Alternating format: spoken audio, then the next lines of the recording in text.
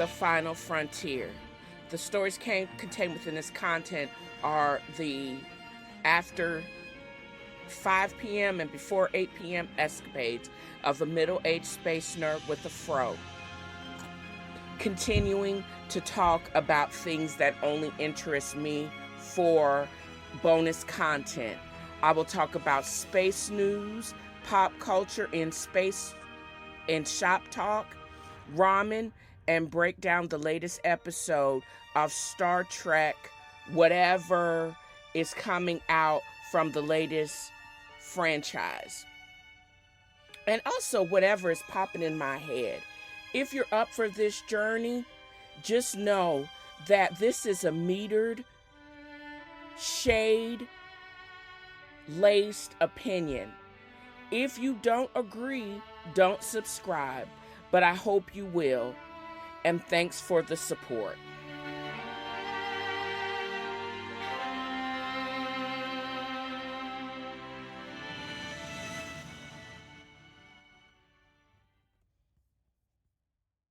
Three, two, one, zero, and liftoff. Liftoff. Americans return to space as Discovery clears the tower. Black folks in space. We're only limited by our own minds, our own current states. If you're not able to see beyond this or your current circumstance, you'll always be trapped in your current circumstance. That's Felicia Baxter chilling on a Wednesday afternoon. I've started calling myself a citizen scientist because that's what NASA and a lot of the other space agencies call me. And in preparing this part of the segment, I came up with, what could I call it? The blackification of space. We come in, but in all honesty, we're already out there. We've got to, and this basically took me doing and having the time to do the research to be able to make this podcast great. For example, if you live in places, I'm sure like, where's Kennedy Space Center? That's Daytona. Besides NASCAR, there is also, it's Edwards, the former space where they used to have launches and landings in California. I don't know if it burned up or got destroyed by an earthquake or it was decommissioned. Haven't heard a whole bunch about it. There's Houston and there's Huntsville. Even though I believe some of the space operations are moving from Huntsville for a wide variety of political reasons, and that's going to probably hurt the local commerce, but I digress. There's all kind of accelerators, all kind of competitions like the one that they had recently in Houston, where they are looking specifically for African American or persons of color, and getting our contributions to the space race. If you look at all of the news between on nasa.gov and as well as on space.com, they're talking about not only privatizing the launches to get supplies in the International Space Center, they're talking about building private spaceports that are held and controlled by private companies. There's no regulation for it. It's going to be like the Wild Wild West. I have safety concerns. I have a whole bunch of other concerns. It's like, who can get there the fastest? Don't spend a lot of money, but using the billionaires' money is who's going to control space. And that's frightening because people like short-sighted Elon Musk really basically worry me as their prominence increases in space. He's trying to dismantle Twitter because he's mad he paid $45 billion for it. That's not our problem. You overpaid for that company, but why are you going to try to mess up a good thing? Anyways, I say all of that to say there are other companies that may not and have the same kind of finance as the big boys like Blue Origins and SpaceX, but at the same time, they're doing great things. That 12-week accelerator that I had mentioned in Houston is basically sponsored by Microsoft, but there's a whole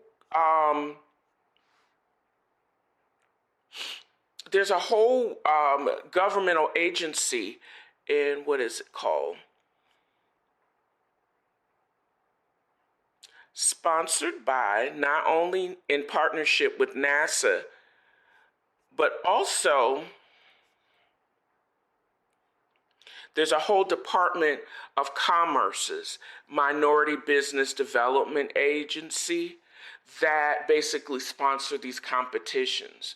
The 4 companies that I actually looked up, there's a drink company that would do well to not only be, maybe if they used like 3D printing or some other type of molecular structure, they could actually replace some of the dry food and tang that's actually on the space station. But there's like Nanco Era, there is Axelnix, there's Stratos, which actually are into space toilet, multi-phase flows, or space toilets in actuality, that are doing great things and have also got funding because of their innovations as far as technologies that we can use in space. And some of the technologies are not only applicable in space and on an international or on a space station. I can see applications here on Earth. This that especially with that multi-flow between refrigerants and water extraction and purifications, with all of these, with global warming, I can see applications of that not only in space but also here on Earth. And I think that's the challenge when you actually have all of these space technologies, because I am a diehard, Star Trek fan. I've made this whole bonus episode is based on science fiction, but some of the things that were dreamed up as far as sci-fi have made their way not only to NASA, but have also been the marking of inspiration for a lot of these things that we're actually seeing put into fruition in this current age of space. We owe it to ourselves to not only support African Americans, but persons of color as we explore space and discovery, because we will, of course, give it flavor, but you basically restrict yourself to a few innovations if you don't open it up equally to everyone.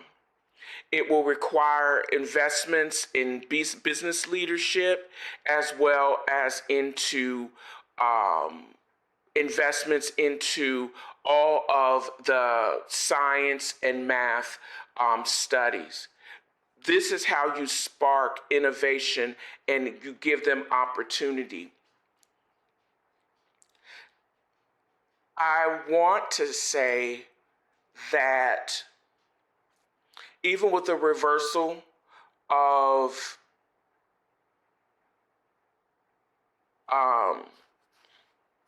affirmative action, there's still opportunities, because a lot of the people are going to go to the historically black colleges and universities, because a lot of these white institutions will cut off their face in spite of their nose, or nose in spite of their face.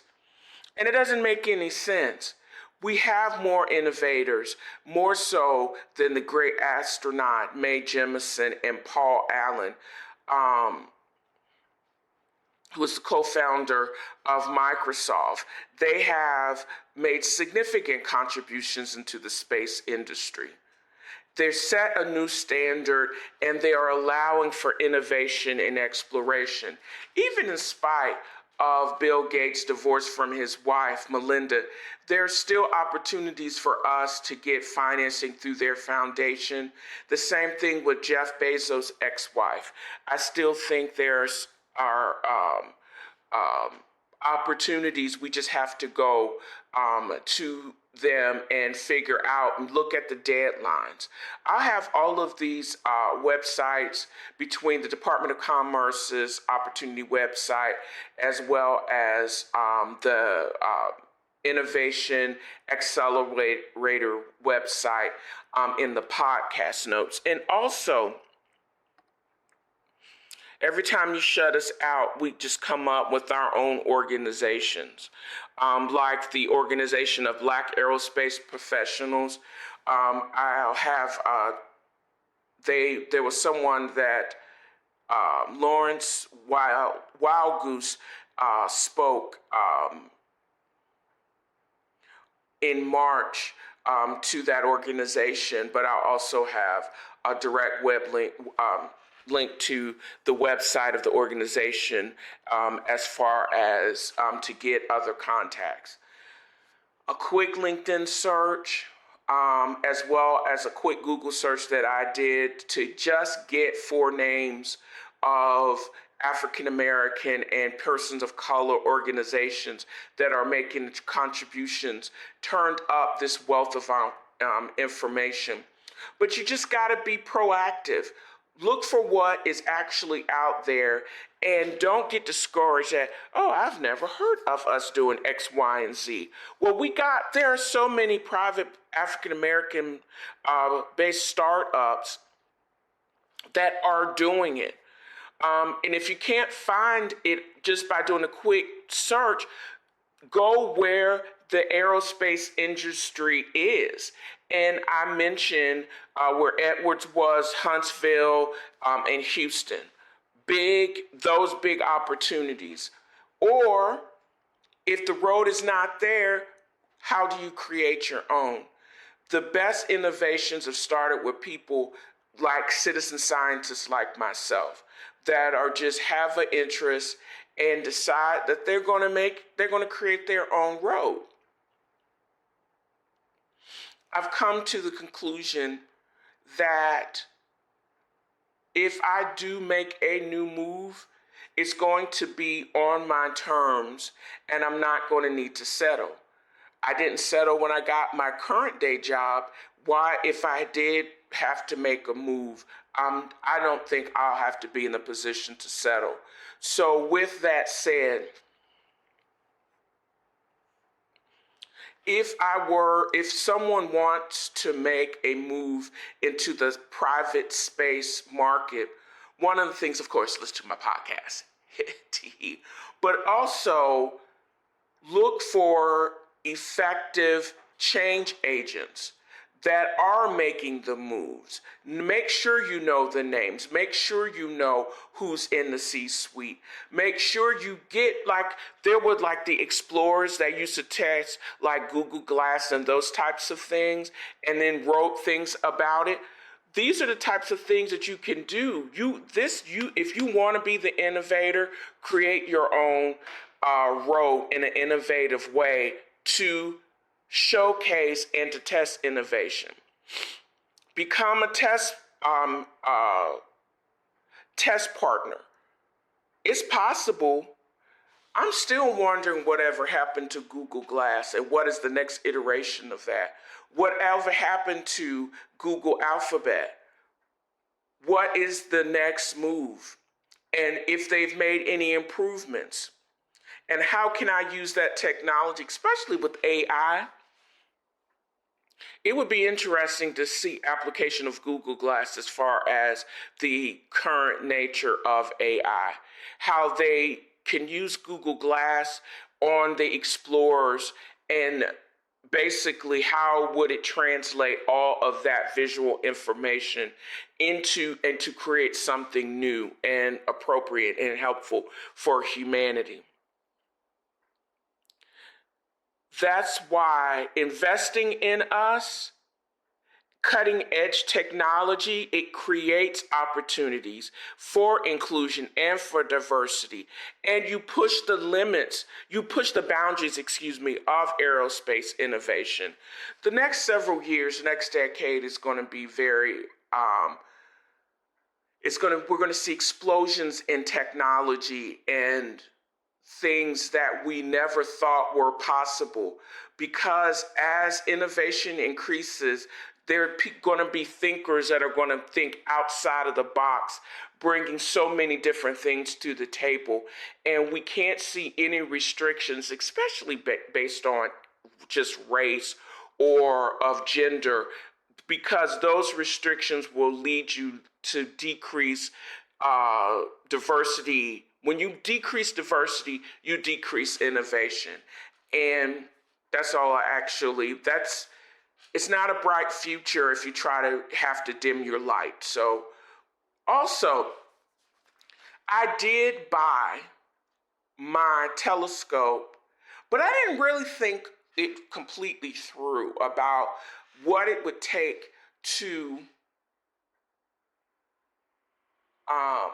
see the meteorite storm.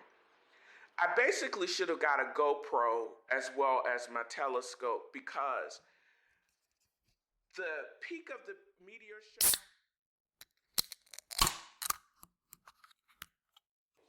I have a taste for a peach Bellini of all drinks. Cynthia Bailey, actually, I don't know if it's available, the pre-mixed in the Seagrams, but I'm going to probably look up a recipe and see if I have the ingredients to actually make such in the next couple of days, as I am recording this early. And I also today received my re-up, like I'm a heroin addict, my re-up of my lettuce grow today. Big ups to whoever used my code to get a percentage off of their order, because when someone uses to purchase anything from Lettuce Grow, that code, I actually also will benefit. So thank you, girl, for my $25. But to everyone else, if you use my code, where is it? If you navigate to lettucegrow.com and use my friend /YF035A, not only will you receive a percentage off of your order and shipping, I also received thank you for the use. But I spent as I told you last week, I spent many days preparing my green tomato salsa. I also received several plants, including my strawberries. So I'm basically going to need to harvest the vast majority of all of my plants. And there is like some black mold crap on it anyways, and I'd still get, every now and again, I'm still trying to get rid of the same damn caterpillar. So I think my re-up is coming enough time that I can completely revamp my lettuce. I got my butter lettuce, as well as what I really like is the fresh herbs. I got strawberries. I got more peppers. I have a mountain or more of cucumbers that I just harvested today.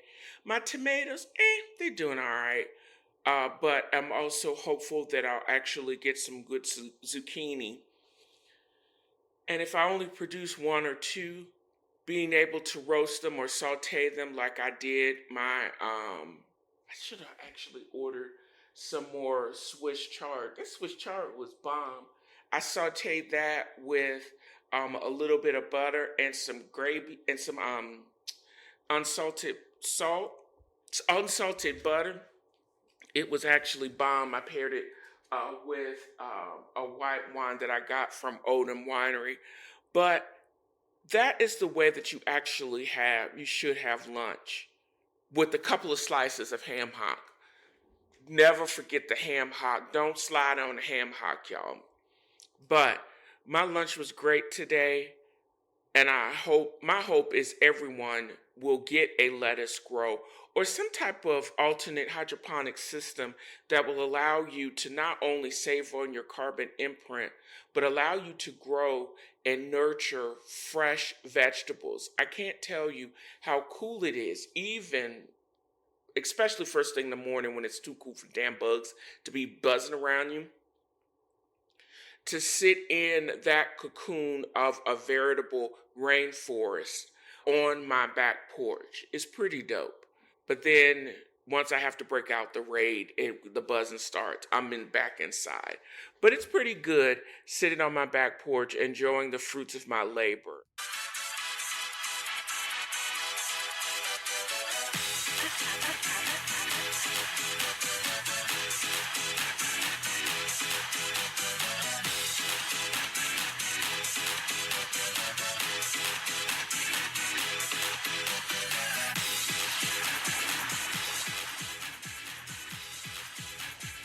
How many times have we heard that jam?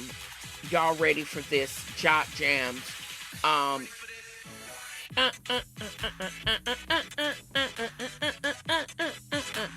gotta jam to this. You gotta be ready for this. I'm just saying. I'm still running up on highlights from Saturday's game and missed opportunities for gains. Why did this fool, the only MF kicker on the squad, Brandon Aubrey from Notre Dame, miss an extra point to the left that would have given us a 3-point lead that would have kept us, or we may have won that game? They're going to have to fix this. This harkens back to, who's that former Cowboys kicker?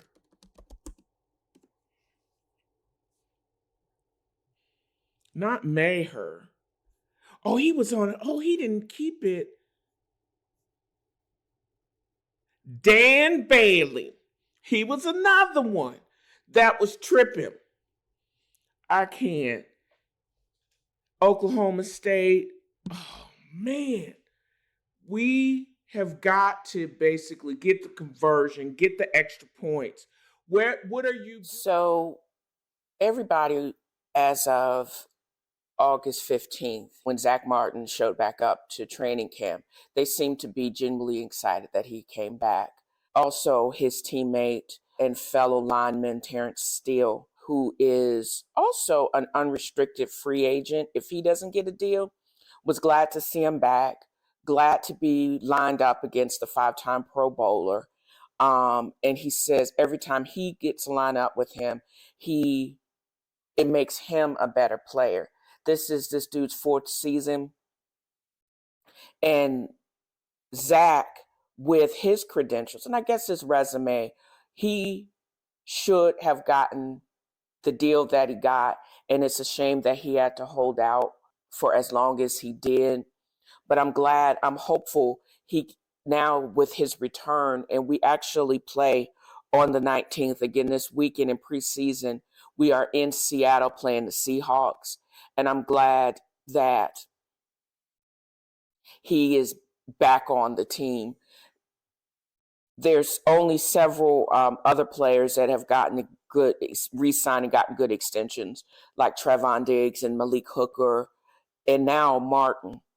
So I'm hopeful that this is going to solidify our ability to make plays, and we won't have crap like what happened on Saturday. I mean, I know it's only preseason, but usually preseason is a portent to what can happen the rest of the season.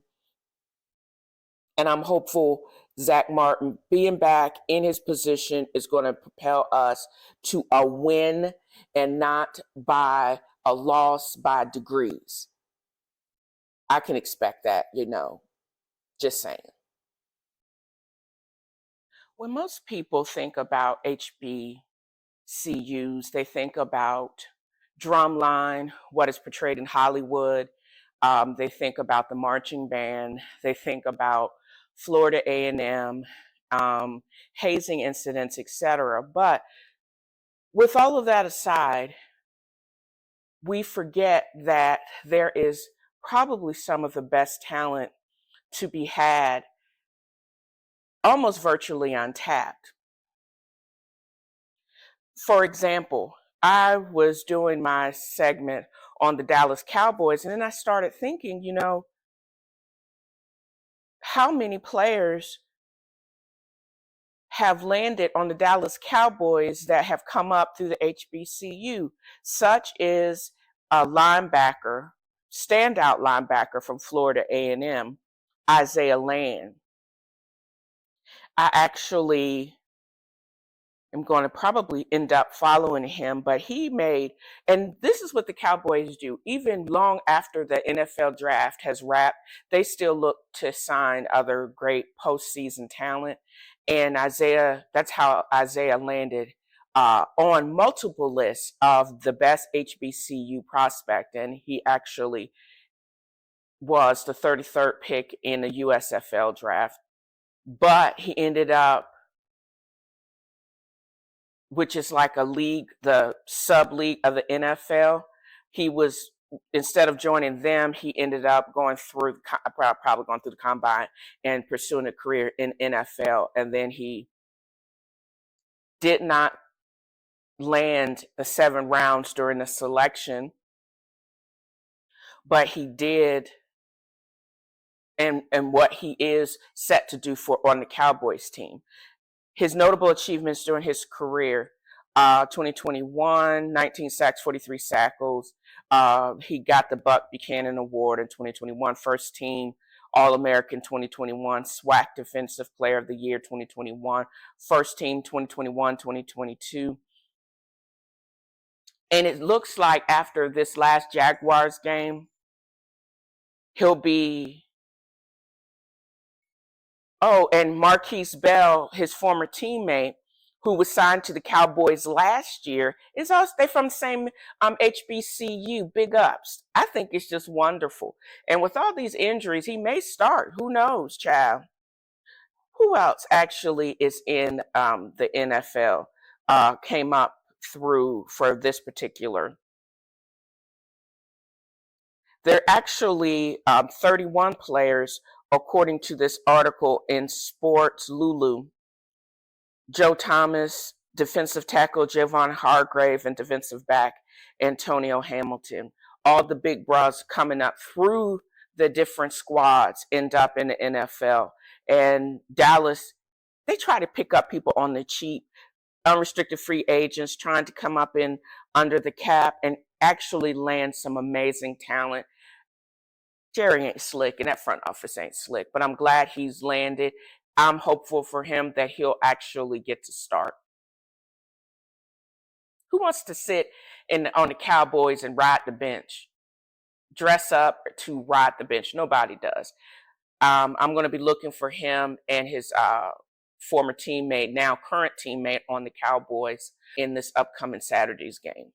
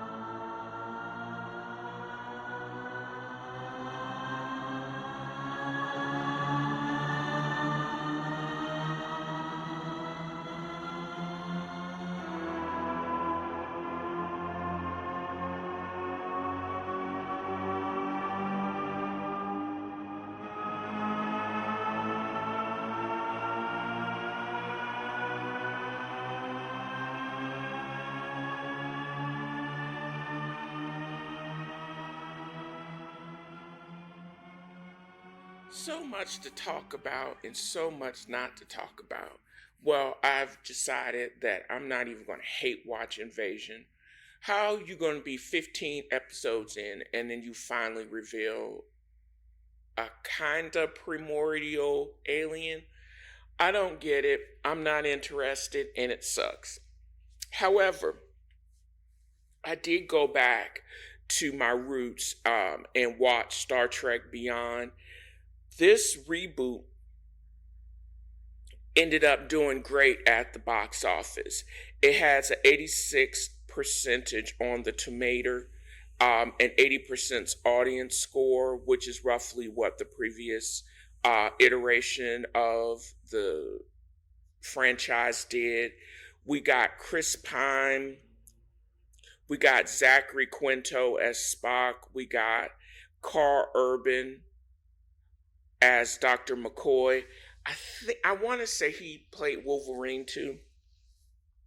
We got Zoe Saldana as Uhuru, Simon Pegg as Scotty, and Anton Yelkin as Chekhov. And then there's a whole bunch of other surprises that I did not know that Idris Elba was Krall in this. And what about John Cho as Sulu? Bomb. And then we got Jayla. I think that's the girl with all this lines and stuff on her face who's bad, and Clara, Lydia Wilson. I'm just floored by the blockbuster action, the one-liners, and how, even though this is a completely rebooted crew, how each one of these characters have nuances that harken back to the original cast of the original series. And it was just dope. I think the cinematography was great. I think the special effects were great. The makeup was great. It took me until he was revealed as out of his uniform that Idris was actually in this freaking movie. And when I say it made bank, it did 158 million just in box office gross, just in the United States. Then I started thinking about what actually is on the line. So I hit up my boy John Champion of Roddenberry Entertainment. He hasn't emailed me back, but he is, kind of busy since he works for Roddenberry. But I was like, I haven't heard of anything since this movie was dropped in 2016. It went from July, it was released in the theaters, and then 2016 October, it came out on streaming. And I, in fact, watched it on Paramount Plus. However, there is a Star Trek 4 that was supposed to drop December of this year, but that has been pushed back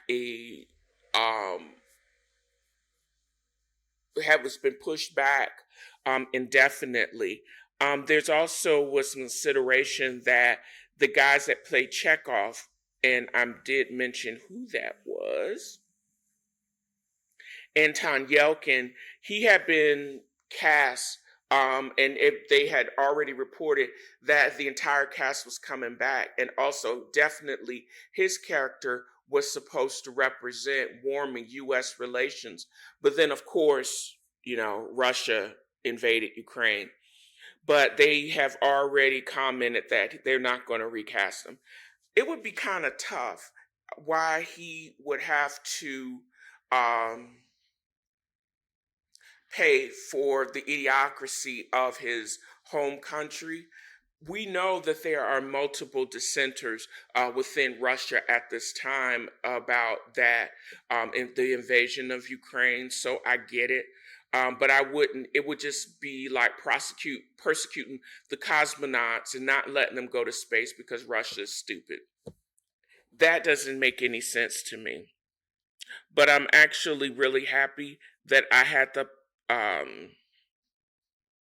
opportunity to watch this movie. It's just the series just keeps getting better. I'm only hopeful for great things. Let me see if there are any clips of Star Trek 4. Star Trek 4 clips.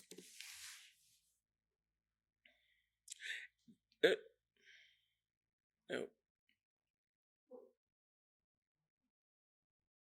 No. The last thing I see is the original cast from Star Trek 4, The Voyage Home. Maybe that's what I'm going to actually take up if I can't find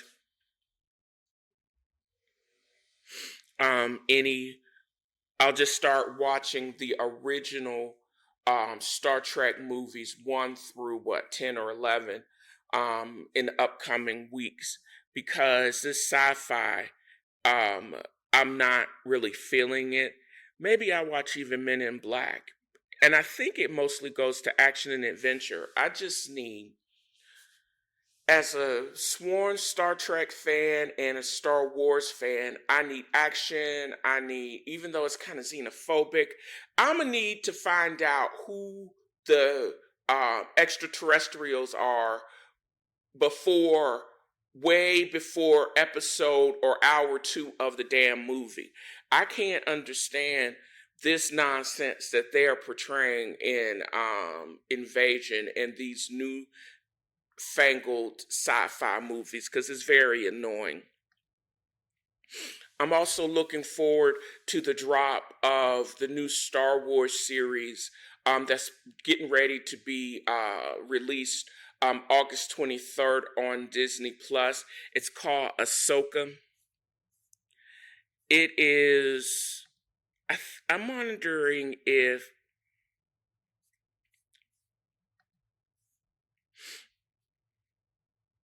this is like a prequel, because it says the premise is, and Ahsoka is actually Rosario Dawson. There's not a whole bunch that is known about her. She appeared in the episode, or this character appeared in the episode of The Jedi of The Mandalorian. She receives her own standalone series. The former Jedi Ahsoka is able to communicate with the child, even learning its real name, Grogu. It could pick up where that series left off. But that means I'm going to have to probably watch Mandalorian, which I hadn't gotten into. But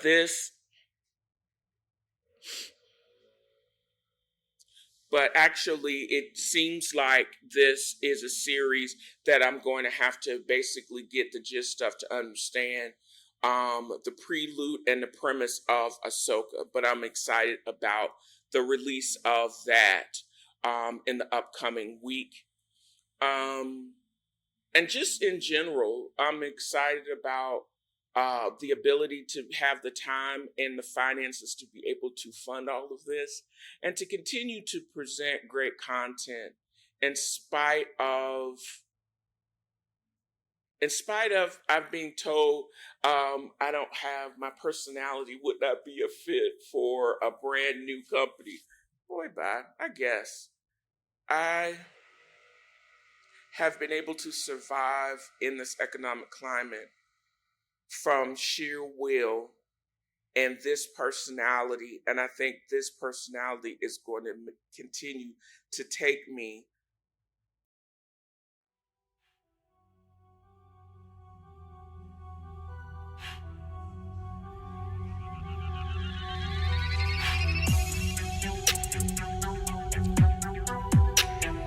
I wanted to end my broadcast or this recording with just some fresh beats and as a reminder for us to be kind to ourselves, be kind to our minds, and keep creating. I mean, there's just so much horrible things and mean things going on in the world. And this is not goodbye. This is just until we meet again or until I record and drop another episode. I hope you enjoyed this episode as much as I've enjoyed creating it. Check me out on social media. TNFro is reading on Instagram, TV Food Wine Girl on Twitter, and TNFro is reading the book club. I hope to get into a better state of mind as we recover as a nation from just the tragic happenstance of the last several weeks. And again, I admonish you to be kind to yourself and be kind to others. Be the action that you want to be. If you want kindness, give kindness, exude kindness, and just love yourself and love others. And again, thank you for listening. Mike Beats.